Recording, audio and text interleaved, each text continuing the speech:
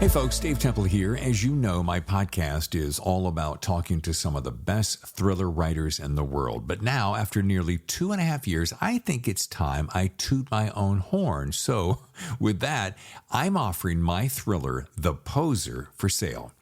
This thriller stars Hollywood detective Patricia Pat Norelli, a rookie cop working the overnight beat when one of Hollywood's biggest stars is found dead in her Hollywood Hills home. The only problem, the star just won an Oscar and is found dead only hours later. Now, Pat sees this as a way to forge her own path and muscles her way into the case. Soon, she and partner Detective Stuart Brown find themselves deep inside a complex case with more questions than answers and a ghost of a killer. Now, this isn't my first self-published book, but it's the first one I'm very confident you're going to like. I'm pretty proud of it. And for the rest of this month, you can get the ebook for only $5.95 or the paperback for $13.95. Now, since I do this weekly podcast as a free service, perhaps you'd consider this a way to help out your fellow thriller author.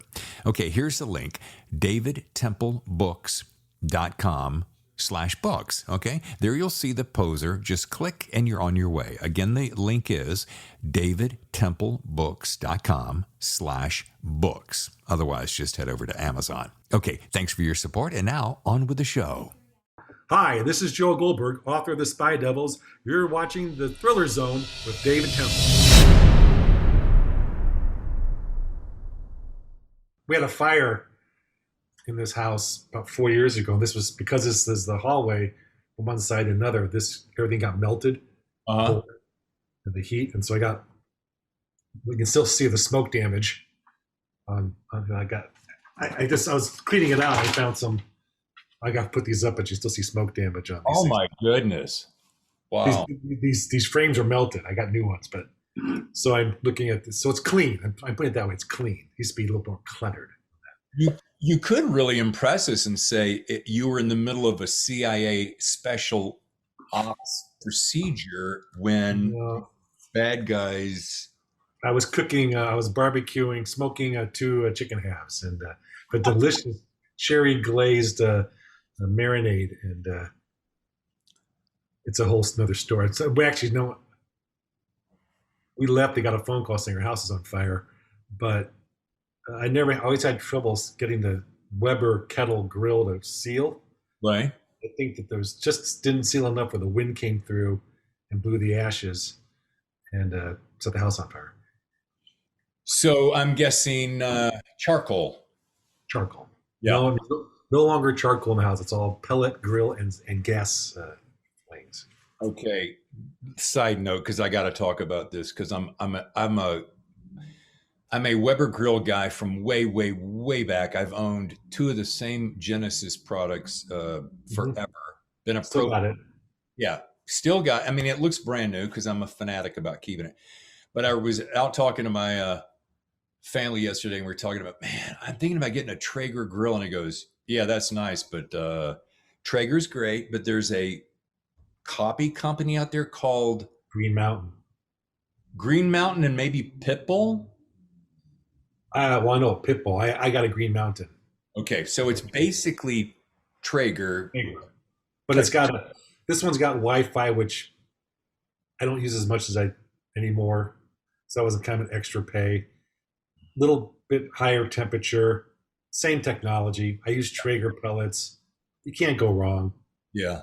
But Green Mountain had a little bit more flexibility to it. For this particular, I got the Daniel Boone or the Davy Crock, not the small portable one, the Daniel Boone, I guess.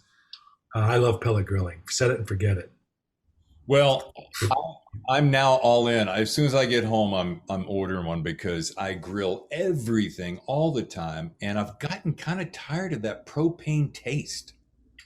Yeah, I have my smoker because it's a grill, so it's a smoker and a grill. Just crank the temperature up. Right. But I also got my Weber. That's outside now, my grilling controlled fire area. And I have the Weber right there, so I can go back and forth between them. Get that thing to ripping hot. If I want to smoke some lamb chops and don't want to wait to get the temperature up, I can just get that Weber going to ripping hot. Throw them on there really fast. Sear the outside, be done with it, and walk away. or you Oh, can crank the temperature up on their Green Mountain or your Traeger. Look, I mean, it's using smoke energy. I mean, it's still smoking, sure. and it'll get up there pretty fast. But you can just save time by just rip it. But that I use them both. I use that. I use a sous vide a lot, and the grill and the smoke. Those are I cook. I do the cooking. Yeah. Well, I'm going to have to start a new show called The Cooking Zone, and you'll be my first guest. Authors who cook. We, There you go. yeah, we cook writing and we cook. Yeah. We There cook. actually seems to be a connection because there's a creativity element to it. You Sure. can see the results of your work immediately. We are going to talk. We can continue to weave in and out of cooking and choppers, but Assuming you're editing this as you go along. well, a lot of times in the past I've edited everything because I'm kind of a control freak, and lately I'm just thinking, in the interest of time, sometimes I just want to go so that people can see how it happened in real time. Raw. Plus, the amount of time that it saves, Joe, is kind of insane. I understand that. Doing one, I love one takes. Well, and my first career was radio, so Right. 25 years. You get on the air, you pop that microphone open, and you go. There's no, oh, can I do that again? Got a great special guest, as you've already heard, as we've started the show already, but I got to jump in and make it official. This guy's been a CIA covert action officer, which we're going to find out what that is exactly. A corporate intelligence director, sounds quite impressive. An international political consultant, and now teaches college and writes. Writing is, of course, what we're going to be talking about today. A warm thriller zone welcome to Joe Goldberg. Yay, me. Show your love. Show your love. Dude, it is so good to have you on. I feel like I already know you because I've been doing all this press, pre-release press for you, and we've been chatting Right. back and forth. And it's really great to have you on the show. Thank you very much. It's my pleasure. I love to talk. You love to talk. Let's Yes. talk. Yeah. Well, I got to tell you, I want to ask out of the gate because we're officially in a lot of different areas finally coming to a place of normal again. And I wanted to ask, how's your return to normal thus far? And how was your fourth holiday weekend? Fourth holiday, let's work backwards. Fourth holiday weekend was quiet, which has changed. We have 3 grandkids. We've been traveling a lot. And most of my family's now the kids in Indiana, Nashville area, the I-65 family.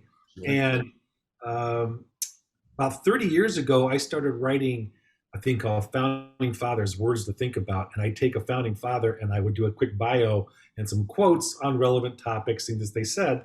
I'm an American history minor, John Adams being my historical sort of guy. Yeah. And so I started doing that and saying around, and now it is become, I post it to Facebook. I got emails and texts saying, is it coming out?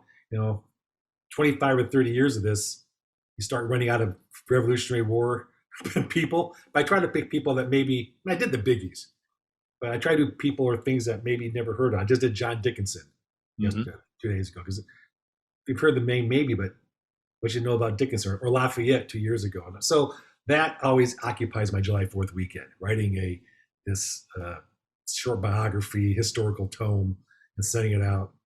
So, and that July 4th is great. And I can't remember what I cooked. We barbecued. I can't remember, did something. Meat. We did meat. Well, of course you did meat, but Flank steak. That's what it was. flank. Yeah. Okay. And side note, because we were talking cooking earlier, what's your favorite marinade and or seasoning for flank steak? I like to have the taste of the meat come through. I don't want to over marinate it and over season it. So if it's a simple salt and pepper, if I'm going to throw a little olive oils, a little garlic, whatever it might be, I don't want to overpower meat. I want to taste it. I don't want to taste seasoning. I want to taste the stuff. So I don't really have a favorite. I just kind of thrash and dash off it goes. Okay. Although the marinade on the flank steak was good. The COVID coming out, I liked the cave. I'm still kind of in my COVID cave. Don't need to impress anybody. Don't need to dress up.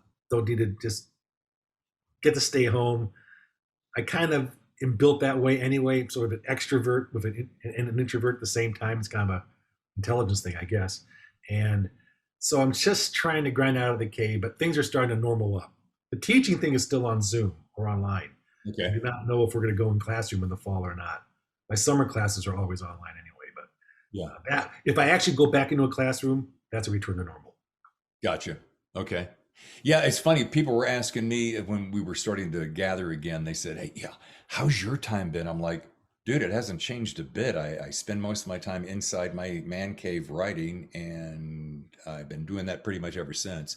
Yeah. My favorite Yeah. thing so far is just hitting the restaurants and the craft breweries, which San Diego's notorious for it.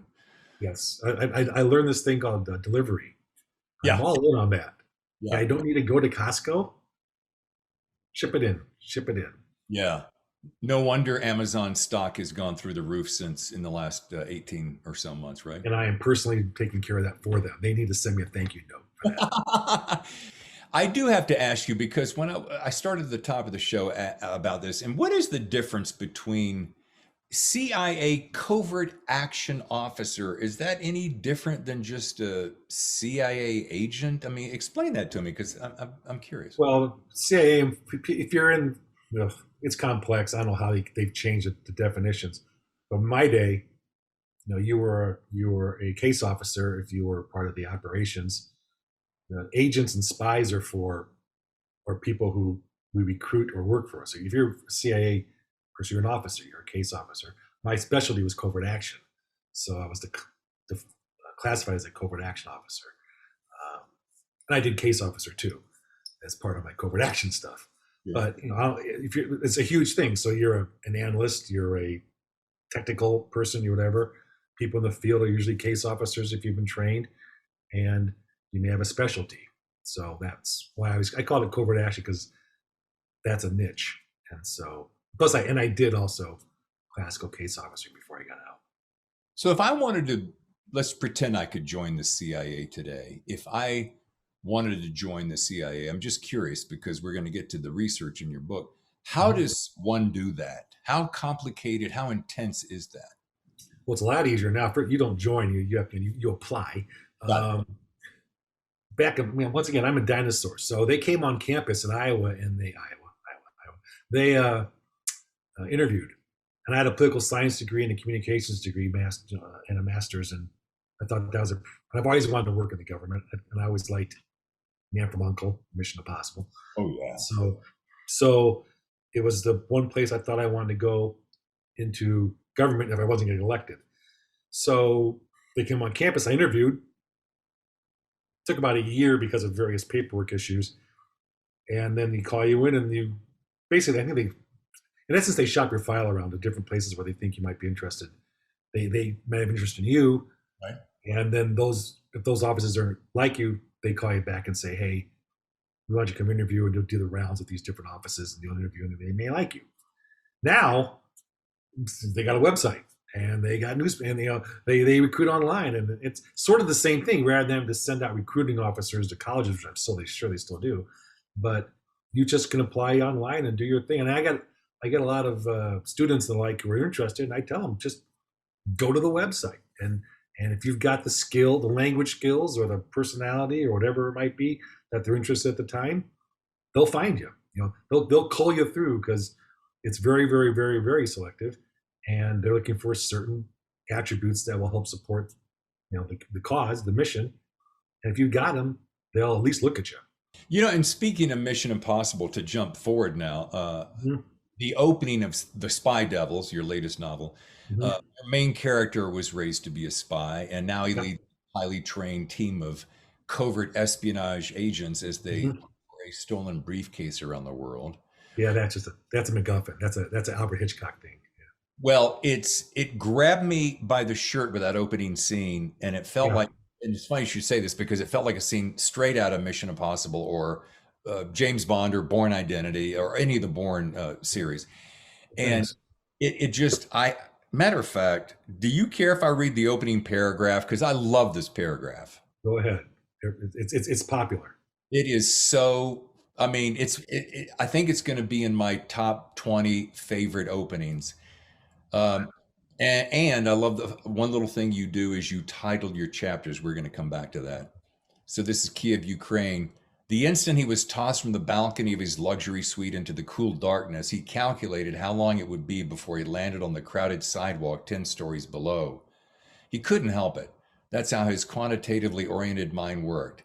Factoring his considerable weight, distance to the sidewalk, and gravity, he determined he would hit the concrete in roughly 4 seconds, give or take. Yeah. There is Yeah. no way if the house was on fire while I was reading that paragraph, I would say, "Honey, you got to go take care of that because I got to at least finish this chapter." What happens? Right. Well, that's the point. I appreciate that. And the opening in many comments have been your first chapter is your best chapter, which is hopefully it would be because you want people to read the following chapters. And that opening has been I get a lot of comments about that, so I appreciate that. I actually think I kind of had the idea for it a long time ago. I think I actually wrote that on vacation years ago at Pigeon Forge, Tennessee, on a family vacation, sitting in our suite. I just sat back at a little kitchen table, and that came out. Basically, that came out. Yeah. Well, and you want to get people. You want people to go from the first sentence, and you want them to ask themselves, "Why is this guy being tossed off a balcony?" Sure. Right? That's the point. You want them to keep reading. Why? And then hopefully that's the hook that keeps them going. And so far, so good on that. I appreciate that. I like that. And if you listen to the Audible, PJ Ackland, the narrator, does a great job of translating that to word. Well, I liked I listened to just the sample. I didn't have time to read the book and listen to the audio Right. and get halfway across the country to meet family and so forth in the amount of time I had. But I saw your schedule. You're a busy man. yeah, it's a little bit crazy. I stack it a little bit too high sometimes. One thing I give a big kudos to PJ because I do audiobooks as well, but man, to be able to nail multiple uh, ethnic backgrounds and accents and tonalities and differentiate and then keep them all straight in your head, it is a true challenge. And that those guys really, well, I'd like to say we guys, we earn our money. But I'll tell you, if I had seen this, I might have said, Joe, I love you, buddy, but Right. I'm not sure I can handle this one. Yeah, and I had some people who were great, Bob Johnson and others who were just fantastic. And he was they're all very good. But PJ just was able to capture across the board, you know, Ukrainian, sort of Eastern European, and Chinese, and Alabama, and New York, and just Serbian. It's funny. I'm glad you said that because I was going to tell you one of my favorite things about reading this book was visiting the various parts of the world, Eastern Mediterranean, around Cyprus and the Ukraine. And Cyprus. what I love about that, and one of the things that I love to focus on in my writing, and my latest thriller takes you literally nearly around the world, is doing that, visiting these different cities and these cultures, and uh, and I've been complimented, and I want to compliment you, the ability to transport you into a city or country, an area, and give you that sense and the feel of it with just a few sentences, which leads me to another compliment, which, and I love this about your description of scenes, it's like just enough to inform without uh, being overly done to distract. I hear people comment, for instance, about James Patterson's super short chapters and how non-dense they are. But I'm noticing that readers are making comments like, I love the fact that these chapters are short and they're moving quickly because I just don't have the time and the attention span that I used to. Do you find that to be true as well? Oh yeah, since I come out of sort of broadcasting creative world, and attention spans and sort of movie stuff. Attention spans were 10 minutes. Then when I did videos and the like in the government, it was 7 minutes. And now I do social media. I teach social media, and you got 300 words max if you're actually writing or doing something on social media, and that's about 10 seconds, 15 seconds. So you try to, if people are reading, the mind works differently when you read, so it's willing to accept certain words. And actually, what I did for this, to be honest, but those things were a lot longer. They got a lot shorter. Is I went to audiobooks, and I'm a traditional book guy. We mentioned my fire in my house. A lot of books had to go because of smoke damage. But I went back and listened to the early books of the series, like Brad Thor and Vince Flynn, and of course John le Carré, the greatest, and Frederick Forsyth. I wanted to hear what made them become what they are, the greatest of all time. Because if I read, my eyes skip. If I get to the point where it's saying, "Oh, the gold gilded door shone brightly in the sunshine, and the lilies," and I'm like, okay. And then you skip down to, and then the Glock 17 came out and capped the guy twice. Okay, now my eyes are interested. So you skip all that stuff. But if you're listening to it, you can't do that. Now if you read and listen at the same time, that's actually better if you can do it. But at least I wanted to hear how they constructed these things, and my mind said, "Oh, that's too much descriptive." But that's And so I kind of wanted to hone myself into what's a right amount, the stuff that I like for me. Who did you find to be the personification of that description? Well, I always liked John le Carré. Of course, I think he actually wrote espionage books, and Frederick Forsyth, Day of the Jackal, is just like a masterpiece. Oh, yeah. Contemporary is a different style. I don't even know if John le Carré could get published today. Because he's not an action thriller guy. How many people die in Tinker Tailor? 2, 3? Right. How many people die in Jackal? 2? I mean, it's about the process and the thoughts and the internals, where it's not quite that currently.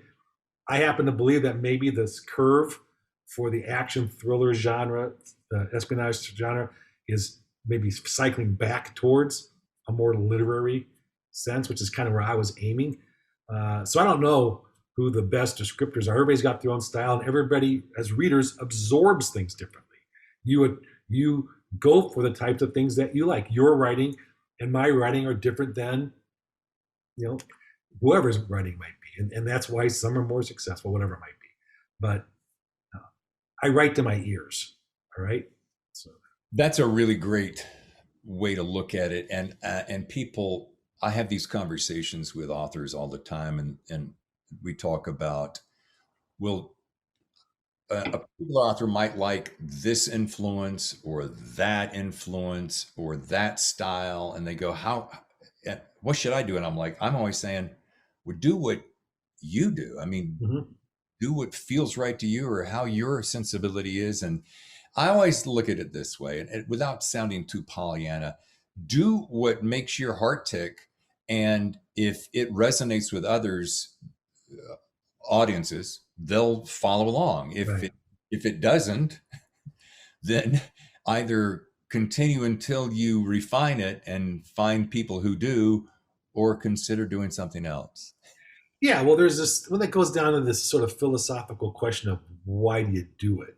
I mean, writing is hard. I'm a slow writer. I sit and think for days about writing a word, and then I can pound it out. It's not, as I say, I'm not Stephen King, 200,000 words a day, where I can't sleep. I got to think about it, and then I write what I see. But there's this philosophical is why, as a writer, do this stuff. Do you want fame? Do you want fortune? Do you want to tell stories? Do you want what is it? And I think I've written some pretty good books. They gotten some nice reviews and but they're not blockbuster bestsellers. Let's make a Netflix miniseries out of them. Is that depressing and disappointing from the point of view of maybe this is the one? Yeah, sure, but why did I do it? Because I want to tell a story. Okay, and I'll write a couple more and maybe tell those stories, and maybe it'll get some traction. But if I'm doing it for fame and fortune, that's a hard thing to do in writing. If you're doing it to get an agent, that's not my reason. My reason is to tell people stories, and hopefully they'll enjoy them. And I don't care if it's written on flaming arrow or on the back of a turtle. Here's my story. Hopefully you enjoy it. So there's a motive, intent that goes behind, I think, quality of writing, direction of writing. It's just a general, what do you like philosophy in writing.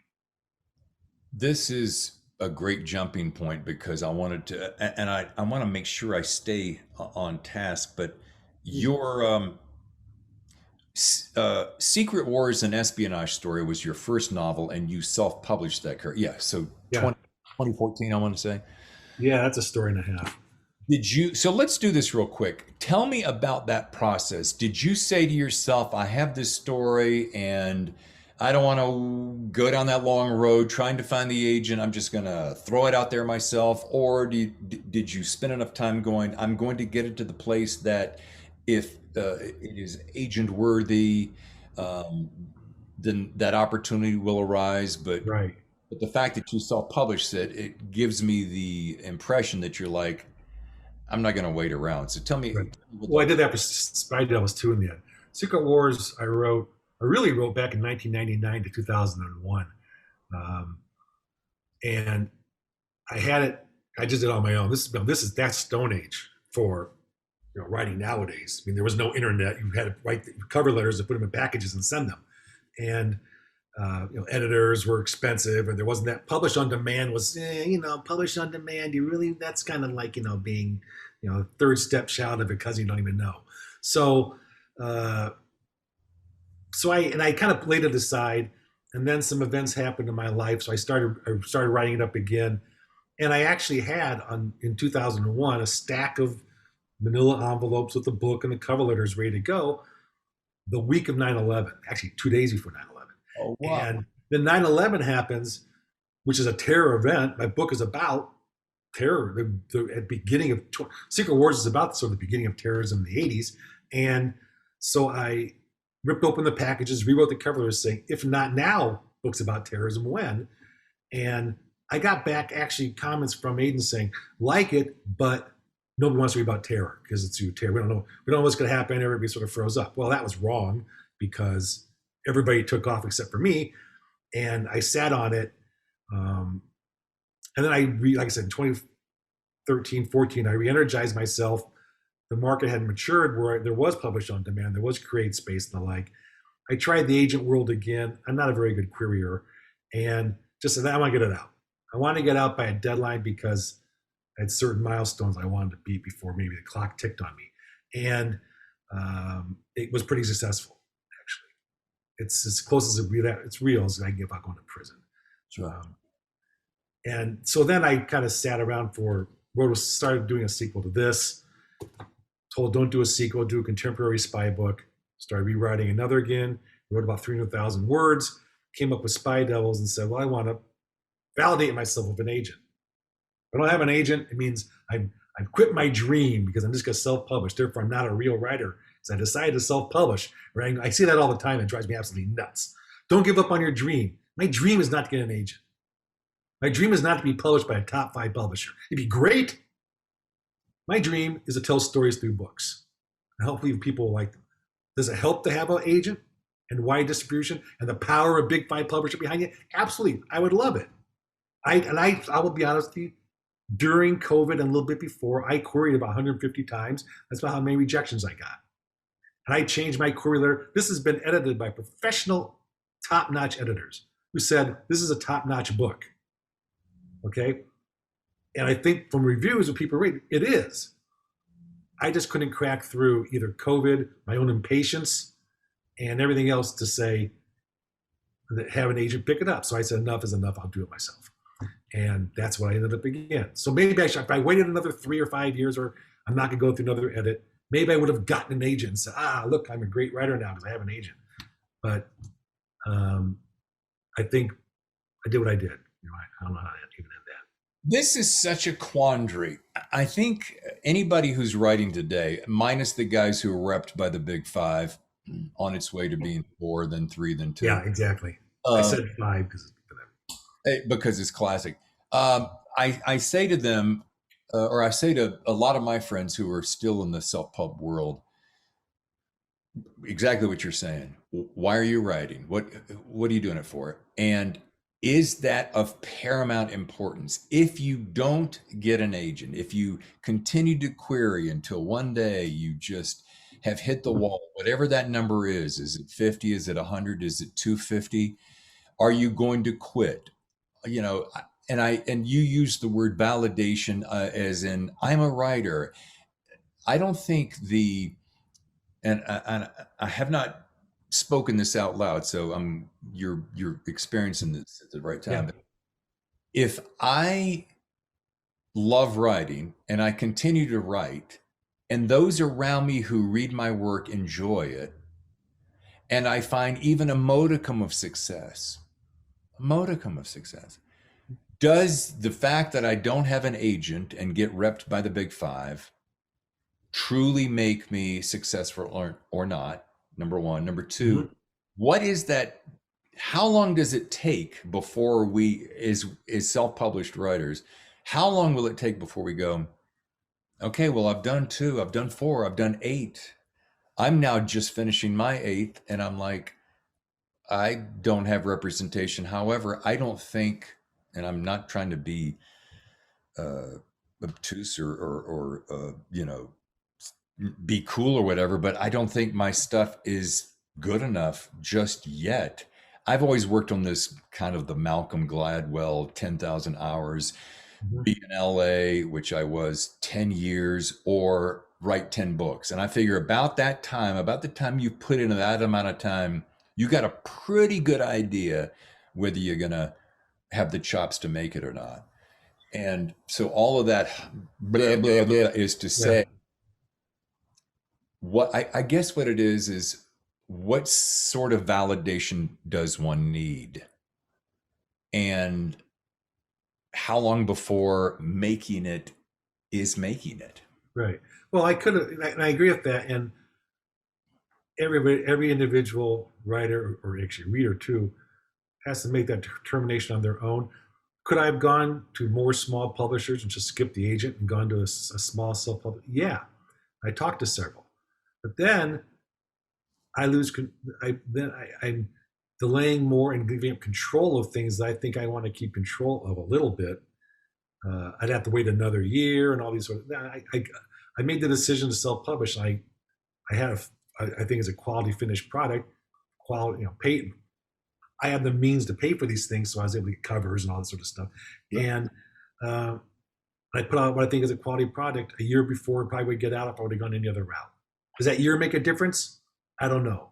I'm naturally impatient, and so it's out. I'll have my second one out before the first one would have been out. I would have gone another route. Would I have liked? I had 25, 35 full read agents. It wasn't as if it was just I got rejected.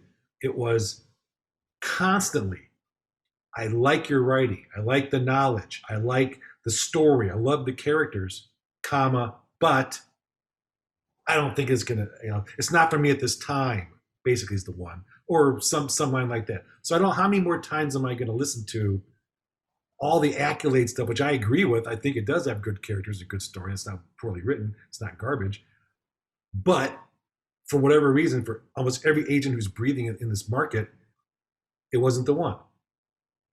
Is it poorly written? They didn't say it was. Does it have bad characters? They didn't say it did. Did I query poorly? That's a different question, because I did multiple query letters. I had professional queries made. I did all the things you're supposed to do to land the one after 41 or 42, and It didn't happen for whatever reason. Whatever. And it's not like I didn't get any partials or full reads. I got lots of them. It just didn't happen. So at some point you kind of go, it ain't going to happen. And if I write 8 books in the next 8 years, which would be insane, I don't know how many, whatever. If I write a number of books and they're self-published, I got books. And you know why? Okay, for whoever's watching, I've told the story. It's kind of in my often know. Why do I write? Why did I actually start? Because I wanted to leave something behind. I wanted my grandkids not to forget me, or my great-grandkids. I wanted them to stay on the shelf. That's great-grandpa's books. He wrote that. I wanted to be remembered for some psychological end-of-life, 60-year-old thing. So now I have those things, and they can read good stories and know something more about me and how my mind works, at least in the espionage thriller writing genre, which I won't stay in forever. So that is the deep down Joe reason why I decided to start this. Not even to tell you necessarily good stories. I wanted to leave Mozart. I wanted that thing that's in the Library of Congress. So that makes sense. Am I getting through to you? Sure. The deep down. It sounds trite and superficial, but it's true. No. You're wearing the T-shirt. The deep down Joe reason. I mean, that's what we're. That is the why do we do it? because yours is to leave something behind for people to your family to remember you about. And I love that. And what did my dad used to always say? Cream always rises to the To the top. top. Yeah. And but I'll tell you something. The thing that you said that, and I've seen it a couple times now, and I did some acting back in Hollywood, and you would go in and do this audition. You're sitting before a board of people. Maybe it could be 4, it could be 6, it could be 15, and they're all like, and yeah, that was really, really good. Yeah, you're just not for us. Yeah. Yep. And it's impossible for you not to take that personally. Yeah, you do, but you plug, like, say you're an actor, it's a given. You plug ahead. I couldn't figure out, and you can't talk to agents. A couple you can, who actually give you feedback and personal feedback, as in some things. Most of them are kind of like just blow you off. But do you want to get better at something, then listen and try to get better. Work at the Gladwell thing. I'll be the first one in my thing say, am I writing Hemingway? No. Am I writing Gabriel Alon? Am I doing Dan Silva? Or no. I'm doing Joe. Right. And it's as good as Joe as I'm going to get. And if it rubs off on, and I want to do something different, in the sense of I didn't want to do, in my mind, the hero element. Although I have a hero, he was actually not Bridger was not the main character of the book. He was a secondary character in early drafts who just took it over. Oh, wow. And he was not. I added him later on to help me out on some storylines, and then he took over. He took the whole thing over. As he should have, which is what my reviewers, my editors were saying. Who's the main character? I go, well, it's kind of turning into Bridger. He goes, yeah, you're right. I want to know a lot more about him than these guys. So that's why I wrote 300,000 words to get 93. One thing I did really, it actually caught me off guard. Did it catch me off guard? Didn't pick up on it at first? I didn't quite see it? Was the fact that Bridger's mom was his boss. Mm-hmm. I remember maybe about the second time I read it, I'm like, wait, mom? Mom? What?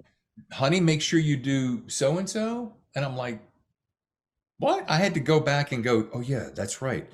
Yeah. His boss is his mom. Where did that come from? That's awesome. That's basically fiction. I didn't want to have a male-dominated materials. I wanted to have strong female characters because I worked for, in fact, many of my early bosses in the agency were strong females. Well, strong bosses, but at that time,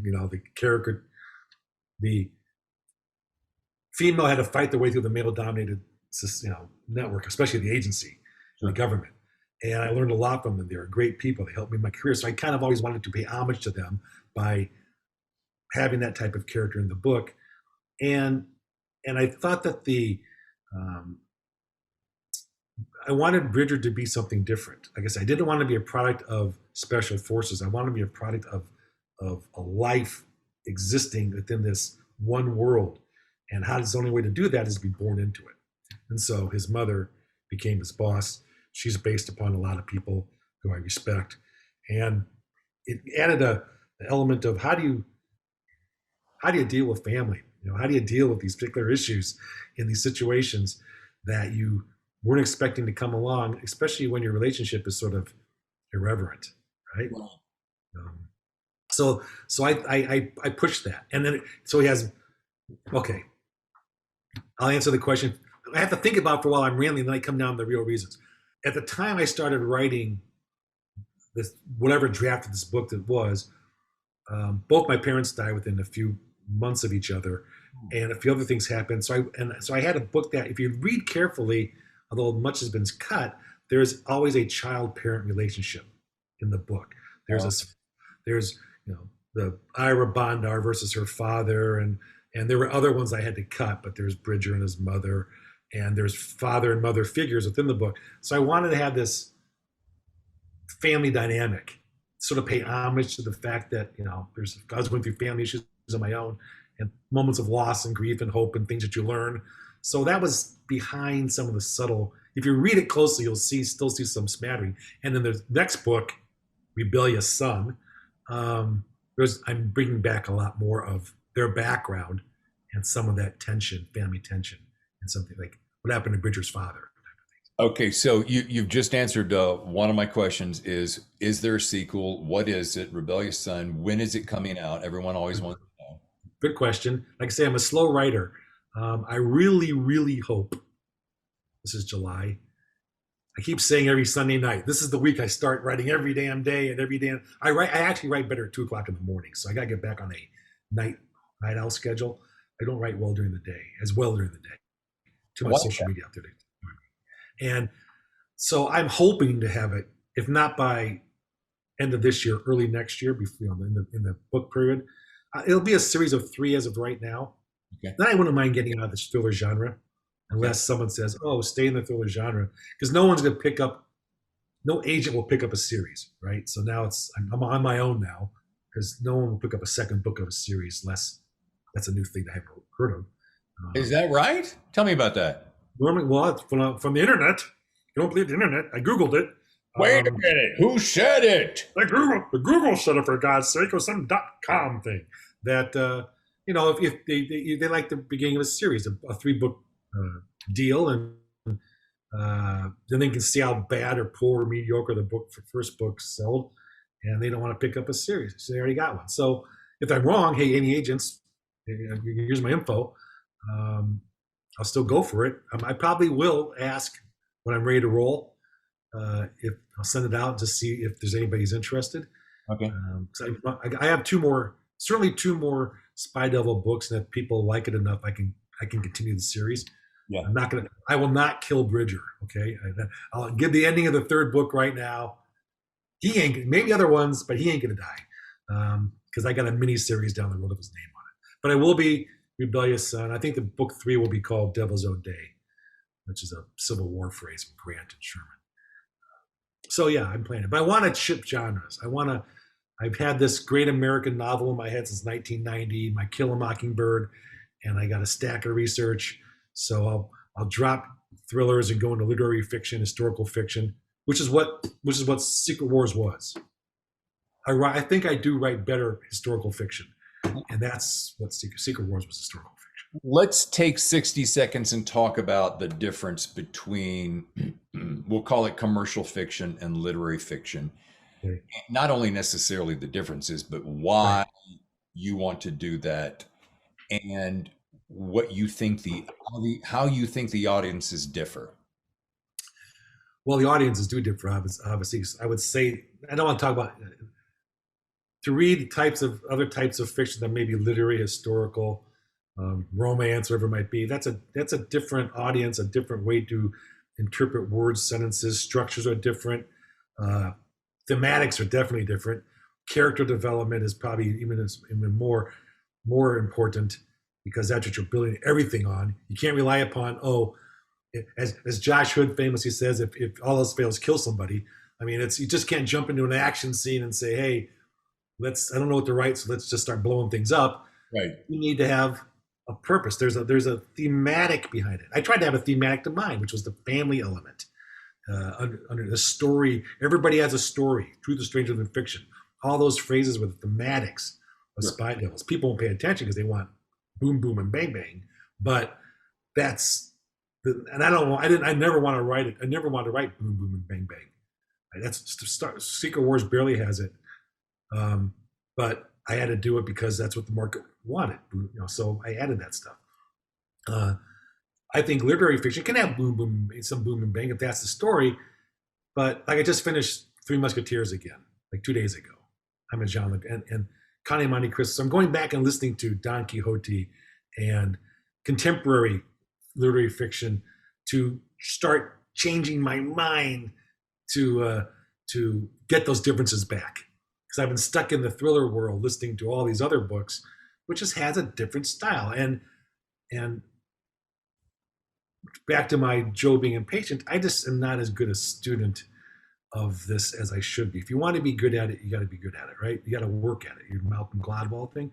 So the writing groups and the study things and the I'm just not that guy. I do things brute force, and I'm breaking out. But how do I know more about literary fiction? I got to talk to people. I got to call the authors up and connect with them and say, you don't need to Margaret Atwood. You don't need to tell me the how you do it, but I can watch your master class. That's basically what I'm going to do. Is I'm going to watch 20 master classes on writing again and just start taking it. What's what I did for thriller too, because the thriller guys are there too, right? To try to change the mindset to those people who read that stuff, which is different, which is they're trying to connect more to their life. Thriller and espionage is escapism. I'm walking into a world which you're never going to see no matter how hard you try. Right. If you're writing about To Kill a Mockingbird, you grew up with those people. Yep. That's your hometown. Yep. You know that person. You went to that shop. And that's a different kind of experience that you try to write about as opposed to explaining how a bullet goes through a barrel of a gun at whatever speed and that's that nonsense. Right. Does that make sense? I'm 100%. I'm still trying to figure out myself. Sure. I mean, if you're going to sit down and read Jack Carr, for instance, if you want to know what kind of gun, what kind of velocity around, how fast, that kind of thing, and a bunch of clowns are going to get murdered, that's the guy to read. Right. I want to jump off a second because this is interesting. I was watching Spectre last night, and I'm a huge James Bond fan. And to this day, and I know that everyone is from Lee Child on whomever, fill in the blank. They're all trying to do the next James Bond. I get that. Right.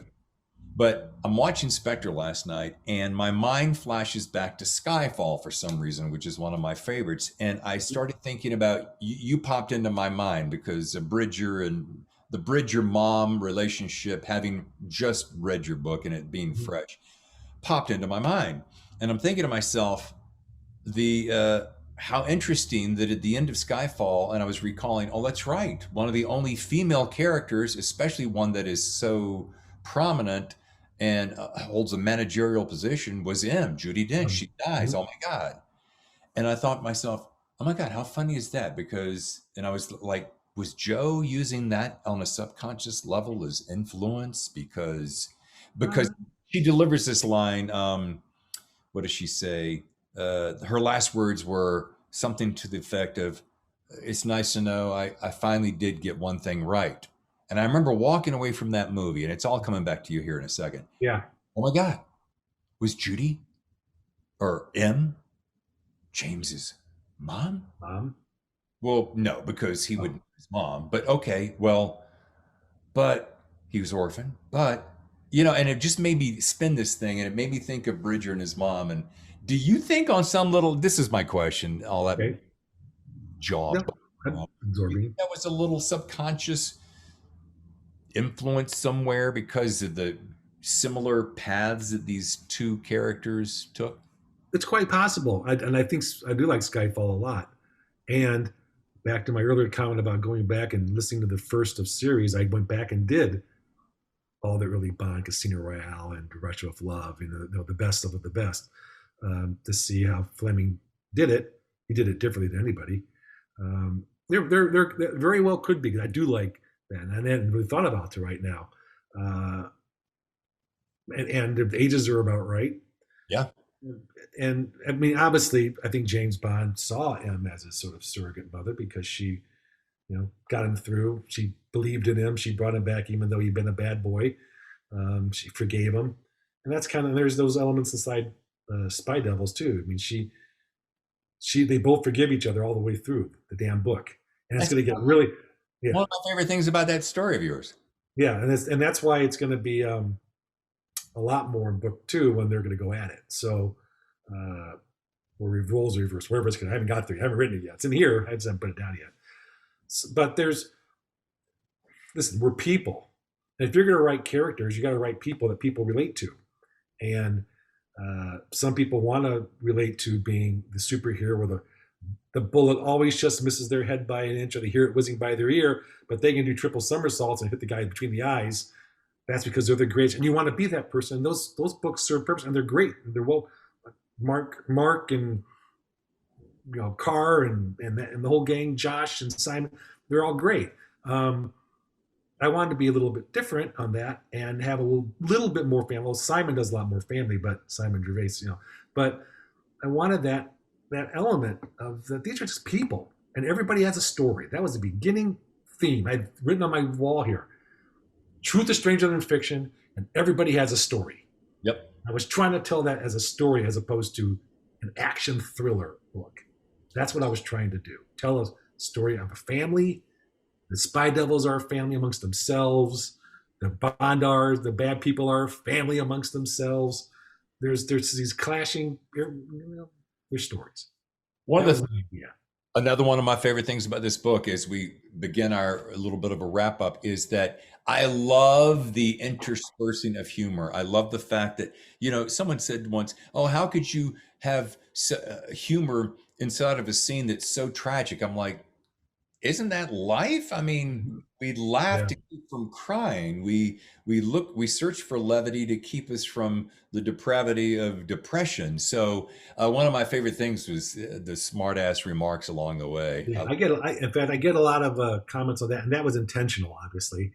I wanted to make Bridger who does most of the wisecracking. He and Demon took over too. People love Demon. Yeah. I should write a book on it. If I do a spin-off, it'll be Demon. Yes. But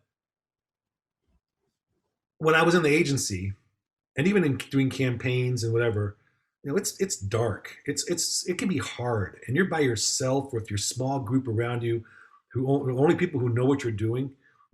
I didn't tell my wife much until I had retired or left. I didn't retire, left and more, resigned, and. The only way you got through it was humor. Right. We would joke. I always called it that we're just a mash unit. Our projects were just we are sewing up bodies and doing all these really dark black things and propaganda op and all this sort of, and then we're just joking to relieve the tension. And that's the core of why that happens inside this book. And I lived that. I mean, I was sort of I'm kind of the jokester of the gang, so it was easy to sort of transport that some of that way. But because I was a guy who said, we're just mash, all right? We're sewing up bodies and we're cracking black humor to get through this. I can see you being the instigator, a lot of that humor. Yeah. What do you suppose was one of the most exciting parts of your career, and especially in the CIA days? I mean, I'm sure your writing career is riveting on any given day, but I want to know, like, what was that? What were some of them? It could be a moment or a span of time, but what was that element that you'd wake up going, man, am I glad I'm doing this today?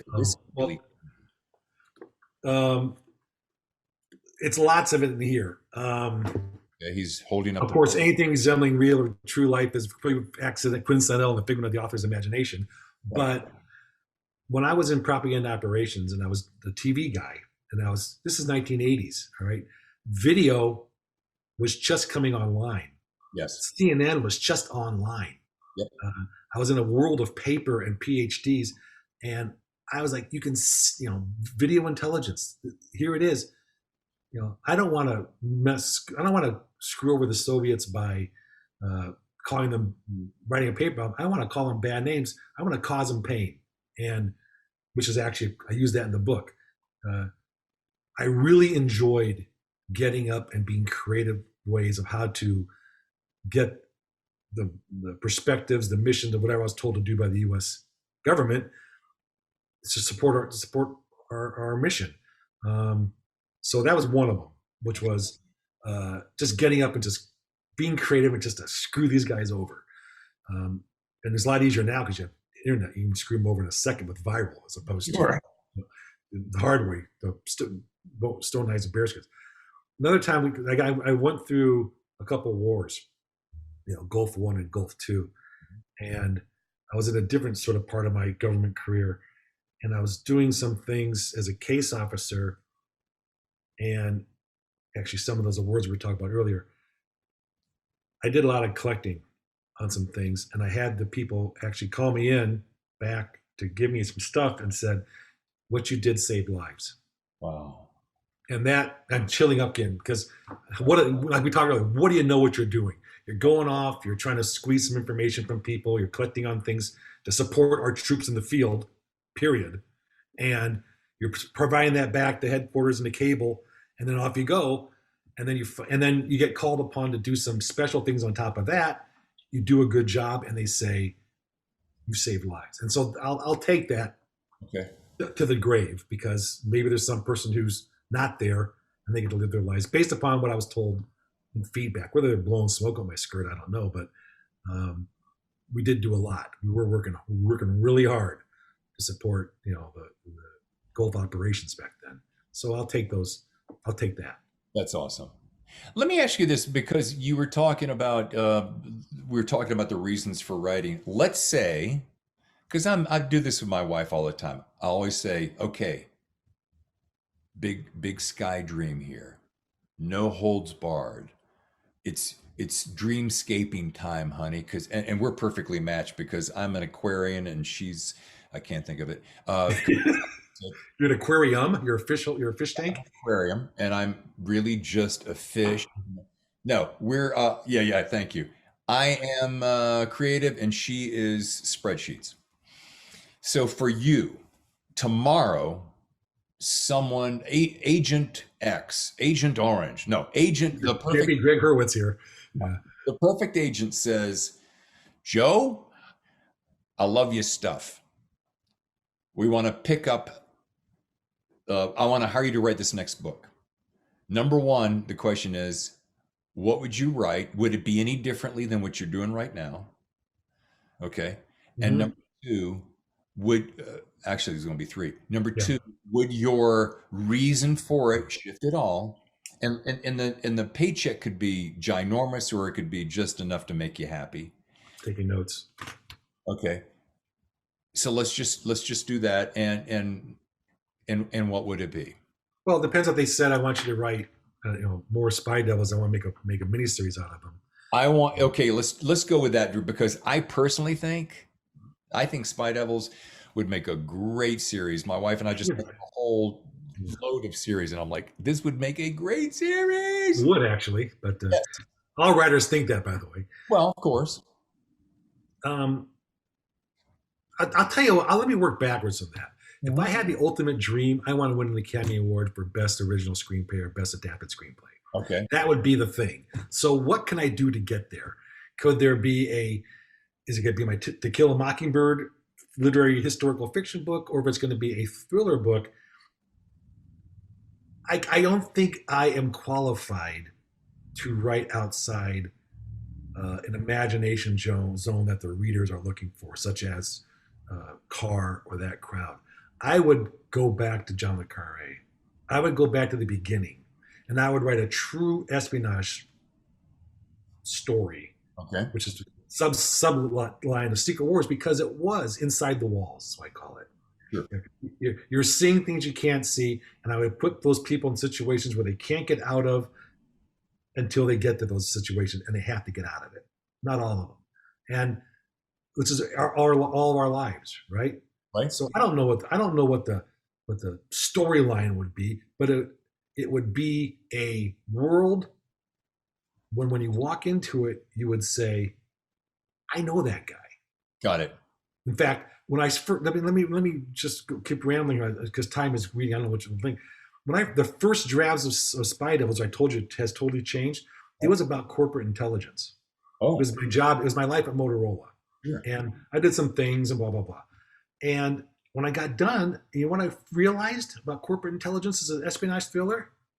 It's boring. All right. Unless you want to write about sitting at a computer and doing spreadsheets and whatever it is. And so can intelligence work, because a lot of it's sitting around to that 10 seconds of thrill. You're sitting across the table, you're walking down the street or whatever it might be. So what is it? But I wanted people to say in the corporate world, hey, I know that HR officer. Hey, I know I've had that boss. All right. I've had to drag my ass into work when I'm there. I wanted them to say, I am in this story because I can see myself. Whatever I write, that is going to be the foundation of it. Okay. It's not going to be fantasy. Okay. And that's why there's parts of Spy Devils, in fact, the Bridger's opening forward is from him saying, hey, this is, believe what you want to believe. Okay. And I let people believe what they want to believe, how much is real and how much is fake.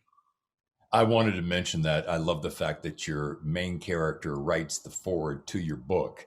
And Yeah, I go back and read it. Wait a minute. That's the guy that I'm probably have seen that somewhere. I don't recall having seen that before. So I don't. I got some flack for that. Editors didn't like that. And agents, I put it back in because I like it. Actually, I stole that from, was it Treasure Island or King Solomon's Mind? One of those narrative literary books of the old. I wanted to read it, adventure stories, because I wanted to add that sense and feel. So I went back and did those. In fact, Treasure Island is one of the greatest of all time. Oh, yeah. So I think one of those has the original author, the character of the story, saying, "Believe it or not, here is my story." And so I said, I like that. And it's kind of actually how Three Musketeers starts, because the author is actually saying, we found this stuff, we're going to write it, believe it or not. Now, you can believe Bridger, my stories or not. It may not just be a theatrical tool, a literary tool, maybe more realistic or not. It's up to you to decide. How much do you want to believe? Exactly. How much do you want to get in the world? What was that? Last two questions. Okay, I'll stop. Number one, what piece of advice would you give up-and-coming writers today, whether it's your classroom or you're mentoring someone, someone's coming to you for advice, in a sentence or two, something that you can really take away, that a writer is right there on the cusp of trying to decide how to go about it? What's the Joe Goldberg piece of advice that you say, yeah, absorb this, take it to the bank? Well, I don't think my advice is any more, or my cliche advice is any different than any cliche advice that you just see in the novels. Writers write, writers read, and you got to do both to get better, right? Right. And I listen to read now, but it doesn't help think about it. As my dad would say, it ain't gonna get done looking at it. All right. So it ain't gonna get done thinking about it. It ain't gonna get done saying you are until you do. My dad used to say, if you aim at nothing, son, you're gonna hit it every time. That's right. It's kind of the same thing. It ain't gonna get done looking at it. Yeah. So you're staring at that blank screen, put down a sentence, maybe get to the second sentence, and then off you go. That's Hemingway. He said, just start writing a couple of words and see what happens. This is an interesting side question. Why is it, do you suppose, and I know this is perhaps more theoretical, but I often ask myself this question: why do people get afraid? What scares them most? Are they more afraid of not being a success, i.e. being a failure, or are they more afraid that they won't be able to handle the success if it comes? I often wonder that. I'm like, if all things are even and we're all given 24 hours a day, which we are, and we all can do pretty much whatever we want to do, which we can, what is it that keeps someone holding back, and I'm using writers in general, from really just shooting for the moon? Because not every agent's gonna love your stuff, but somebody somewhere may. And how many times do you have to hear a no before you go, well, geez, I guess I must suck innately and I'll never really make it? I mean, kind of rhetorical. There's some that's the age-old question: how self-conscious are writers to be able to deal with criticism and people. You think you've got something that you really like, and someone says that really blows, or you've got your finished book and you start getting reviews that say what a waste of time, and that hurts your self-esteem and self-confidence. We're all human beings. We want to be accepted. We want people to love what we do. You've put a lot of effort into it, and you want thumbs up. You want 5 stars.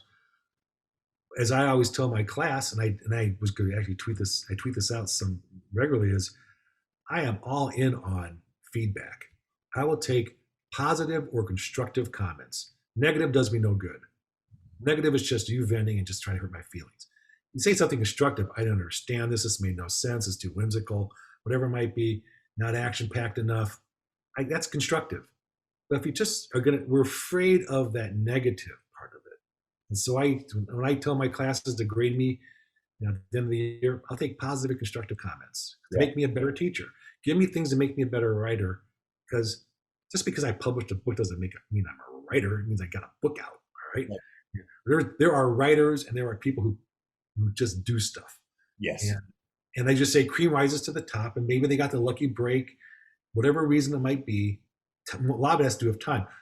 2014, a much less cluttered market, a much less technology-driven market. Yes. Easier to be a bestseller. 7 years later, I'm in the, you and I are in competition, right? We both got books out there, and yours is coming out or out? It's it's out. It came out last week, and last week. I knew it was soon. Do you have a copy yet? I will be getting a copy. You got mine, right? I sent it to you. Oh, yeah. So it's Kindle, right? I'll pull it down. I'll buy it. I want to take it. And paperback, sir. You can get other when you like. Okay. Well, I'll buy one, and you can send me another signed copy on your own for your own time. So I'll push us. We push each other. We have to, because it's a small market. Go ahead. Question number 2. Time is fleeting. Question number 2, and I love this.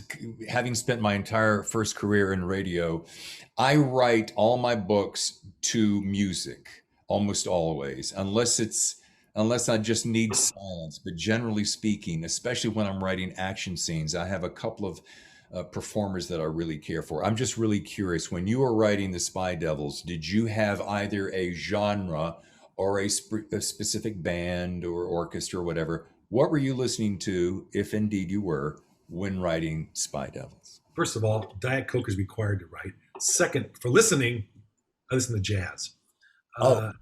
Because I came out of the music world. My wife and I met in the Iowa Hawkeye marching band music thing. So I'm oral. So if I'm hearing words, I'm done. So I can only listen to music. Yep. So my mind doesn't go off. But I can't write in silence. I couldn't study in silence in college. So I always just play jazz. I put on the Pandora jazz stations, let it rip, and it can be big band. It can be Maynard Ferguson to whatever, Dave Matthews, or not Dave Matthews, whatever, just combo jazz. I listen to my brother's a sort of he's a musician. He's got albums out. It's sort of a new wave, sort of, I don't know what he calls it, but it's good stuff. So I listen to him too, but stuff that is music in the background. Melodic, but not intrusive with words. Not intrusive in my head. Got it. Yeah, I listen to more Hans Zimmer and those guys, anything to do with, and I could rattle them off, but I'm not going to waste the time, but basically the Bourne series, Zero Dark 30, those pieces of music, this dun, dun, dun, dun, dun, that drives that momentum. But I'm with you. The words that would distract me. It kills me. Yeah, I never really thought about going into movie theme song genre for action people. That's not a bad idea. I might try that. Can I steal you? Is that copywritten? No. Steal that idea? Seriously, Okay. I'll share when I get back home. I'll share with you let's see. Do I have it in? I have it in Spotify and I have it in Apple.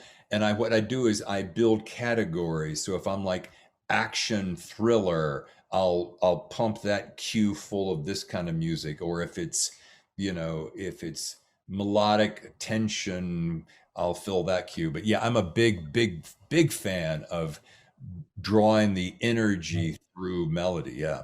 But when you get in the zone, I don't even know there's music back there, right? You're just letting it rip. Sure. My biggest problem is I have little sausage fingers, and typing is a challenge for little sausage fingery me. Spell checker and Grammarly, God bless them. Yeah. Well, I got a couple little cues for you. First of all, if you were asking me, you did not. So I usually do not give advice unless I'm asked, but I'm going to break my rule here. Yeah. Diet Coke I would love to see you choose something other than Diet Coke. I know. I'm going to use, Mom.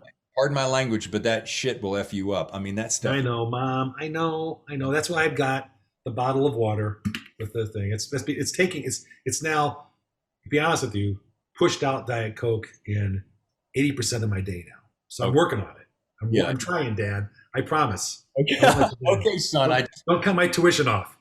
I want you to be healthy for years to come because we want more Spy Devils. Yes, thank you. I want to write more Spy Devils. Joe Goldberg, you are delightful. Thank you so much for your time. Thank you. This has been a pleasure. Great questions. We got to keep in contact, man. Yeah. And I hope I will promote your writing and your endeavors as much as humanly possible, because that's what we're supposed to do. That's what we should do. We should. We really, I mean, if we're not serving the community and supporting each other, then, what the hell are we doing? Exactly. Yeah. Look, my motto, number one motto, I live by mottos. Yes. Whatever I can do to help, let me know. Okay. Period. So please do. I will. Now, this will be coming out on Friday, so I've got some work to do to edit that together, but I'll give you the information and you can promote accordingly. I will promote accordingly. Excellent. Thank you again. Thank you, sir. Enjoy your time. Happy summer. Yes, and to you.